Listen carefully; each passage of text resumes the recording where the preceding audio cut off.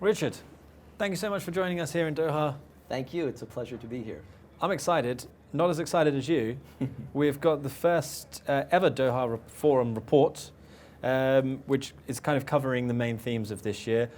Let's start with your role and your position and why you're here and why you're excited to be holding this report today. Thank you. It's great to be back in Doha. This is my second Doha Forum, and through the interactions of my colleagues at the Stimson Center, a think tank in Washington, D.C., we were honored to team up with the Doha Forum Secretariat on the inaugural Doha Forum report on the theme of this year's forum, the Reimagining Governance in a Multipolar World. My program at the Stimson Center that I lead deals with the United Nations and broader issues of global governance. We deal with governance at all levels of society, down to the most local level, regional organizations. We look at bodies here in the Gulf Cooperation Council, the League of Arab States. But we think this is a pivotal moment for strengthening mechanisms of collective action that were built after World War II at the San Francisco Conference of 1945. So we're very excited to be contributing to this discussion.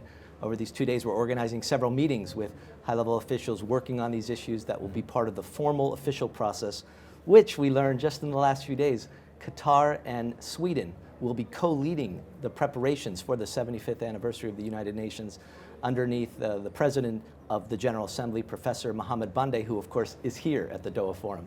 One of the big issues at the moment, the big topic we're looking at is of course the European Union. They've always had a very influential role. They've had a big role to play. That, in terms of member states, has dwindled, over the last few decades. Great Britain has made it very clear they want a clean break away from the EU. Now, that leaves the EU with maybe a point to prove and a role to play moving forward in terms of some of these issues that the UN is trying to address. What do you think their message should be? What do you reckon their position is going to be moving forward post-Brexit, once they've lost the UK, moving forward? Well, you point out just in the last few days with the recent UK election, emphasizing the decision of the referendum back in 2016 to leave the European Union, is a period of crisis in governance in general towards multilateral arrangements, whether at the regional level, but the UN is going through the same troubles. There are countries pulling out of the UN human rights bodies, trade and environmental agreements like the Paris Climate Agreement. There's a backlash against this order that was established after World War II. The reality is no country, no organization can address the collective action problems of our time, whether it's peace and security here in the Middle East, Yemen, continuation of issues in Syria, Libya. Climate change is the existential threat of our time. It requires a new type of collective action, not just at the global level, but mobilizing actors at the most local level and private sector actors, the role of corporations, the role of cities. It is incumbent upon us to map out a new type of enlightened leadership, and that's why in this report on reimagining governance in a multipolar world, we emphasize 10 areas of cooperation. 3 that in particular are relevant to this part of the world, peacefully resolving all conflicts. That's the first and foremost, most important role. And the UN, let alone regional actors, have special expertise in areas of mediation, upholding international law. Behind these international organizations is a whole body of conventions and agreements since well over 100 years that need to be respected, starting with the dispute settlement role of the courts in The Hague, the International Court of Justice and the International Criminal Court. And finally, respecting sovereignty, whether it's a big or small country. It's absolutely critical that larger countries that have the power and wherewithal do not interfere in basically domestic affairs of their neighbors. So These fundamental principles have been there at the beginning of the international system, and we seem in some ways to be challenging those norms of international order. This is a big dilemma, and it's problematic when the big countries don't see it's in their interest to have a system that is rules-based with strong multilateral institutions that are inclusive and listen to the voices of all nations and peoples. But when we look at conflict today, when we look at surrogate wars, when we look at proxy wars, when we look at technology, when we look at using media and narrative as a war tactic, the complexity of the conflicts within different states, particularly in this part of the world, you mentioned Yemen, you mentioned Syria, the interests are so vastly contradicting at times. how on earth do you get these people in a room and agree on a way forward that best suits, firstly, addressing the humanitarian crises that are involved in these situations? Any peace process, as we're seeing in nearby Syria, is a long slug, and it's organizations that have the expertise, have the legitimacy that the UN brings to a conflict that are our best hope. They need to work with mediators at the regional and even local level within a country like Yemen. We know that there are neighboring countries that are involved in the conflict. They often help to sustain a conflict rather than helping to resolve it. But it's only when countries come to the table.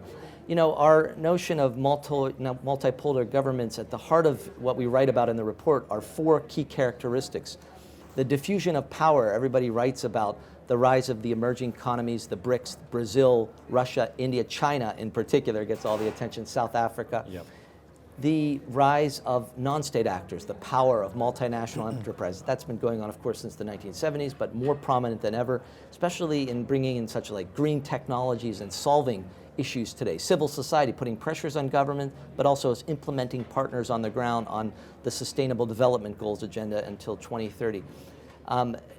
That was our second emphasis, that harnessing all of these actors and their capabilities is critical to getting anything done, especially on fundamental issues like the one you mentioned on climate action. 2 other points: changing notions of sovereignty, that young people today, especially with the technology that they wield in their pockets with smartphones, they have more access to information, the quality of the education many are getting, speaking multiple languages, interacting with other societies. They no longer just feel a member of their own city or even country, but often have a regional identity. You said Europe is an advanced notion of a regional identity, but more and more global citizenship. We can't have a strong United Nations if people don't feel responsibility for the same small Mother Earth planet that we live on. And finally, it's the challenges to the international legal order.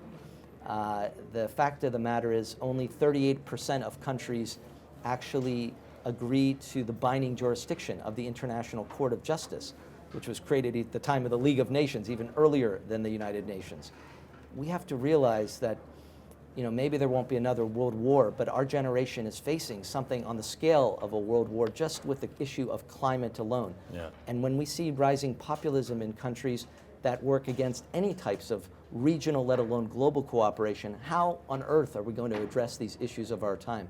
So not only do we put some fundamental principles and we analyze the issues that need to be addressed, but we talk about a specific process that uses the 75th anniversary not as the end of the conversation, not a one-off celebratory meeting, but rather the kickoff of a multi-year process that could actually conclude at a meeting here in Doha, is what is being proposed in our new report, to have a dialogue that leads to significant improvements and changes in the international system, all very realistic, targeted, things that can be seriously discussed, if not adopted, over the next 2 or 3 years. We think that will be the most positive outcome from the 75th anniversary. Wonderful. Richard, thank you so much for your time. Thank you. Appreciate it.